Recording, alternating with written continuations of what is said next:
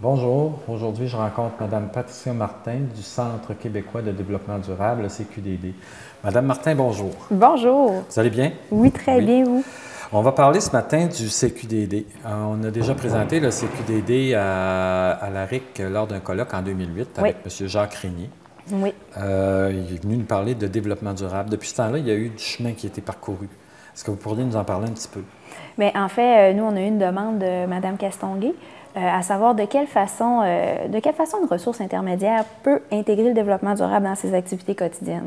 Fait que le mandat qui nous a été confié à ce moment-là, c'était vraiment d'aller, de se questionner à ce niveau-là et puis d'aller voir dans quelques ressources de quelle façon ça se passe, c'est quoi la réalité, c'est quoi les gestes en développement durable qui sont à leur portée, puis c'est quoi les enjeux aussi sur lesquels il faut travailler prioritairement.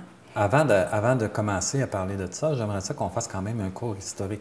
Parce que le développement durable, c'est pas juste une phobie de Madame Castonguay. Non, pas C'est du parce qu'il tout. y a quelque chose il y a une loi qui présentement, oblige le ministère de la Santé à faire partie, en tout cas à avoir des façons de faire pour un développement durable. Oui. Cette loi-là devrait être appliquée, je pense, aussi au niveau des établissements de santé. Oui, Il y a des projets qui sont éventuellement. commencés. Pour l'instant, la loi, en fait, la loi québécoise sur le développement durable a été sanctionnée au printemps 2006. Et puis, dans la première phase de la loi, ce qui a été élaboré, c'est vraiment, on a adopté des principes de développement durable. En fait, il y a 16 principes. Puis ça vient baliser, en quelque sorte, la conception du développement durable. Puis ça vient aussi l'adapter, le teinter au contexte québécois. Par la suite, il y a une stratégie gouvernementale qui a été faite. Puis dans cette stratégie-là, en fait, le gouvernement a adopté des indicateurs de développement durable, il a adopté des objectifs de développement durable et puis il s'est doté de toute une structure de suivi, je dirais aussi par rapport à cette loi-là.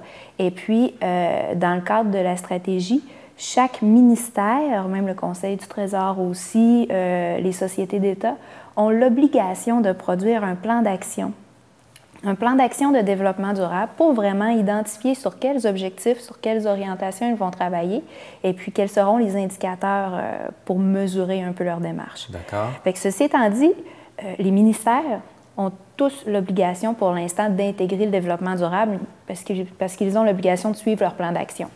Par contre, dans les prochaines années, l'objectif de la loi, c'est vraiment de descendre à un autre échelon. Donc, les établissements de santé vont être touchés à ce moment-là, au même titre que les commissions scolaires vont l'être ou que les municipalités vont l'être. Mais ça, c'est vraiment dans une phase 2.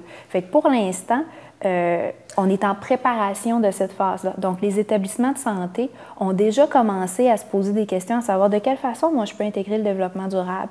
Et puis, il y a un projet pilote. Je pense que c'est... À Alma. Oui, il y a un projet pilote à Alma, mais maintenant, ça a pris l'envergure de la région du Saguenay-Lac-Saint-Jean.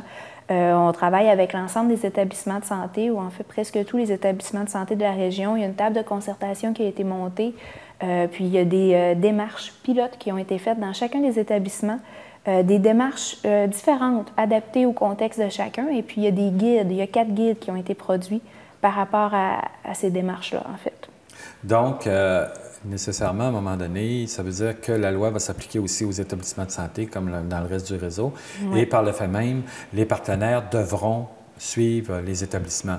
Et c'est pour ça que la Oui. RIC s'est engagée dans cette démarche-là, qui Oui. est en amont de l'obligation légale. De l'obligation légale. Puis c'est sûr que les ressources intermédiaires vont être impactées là, juste par les partenariats qu'ils ont avec les établissements de santé.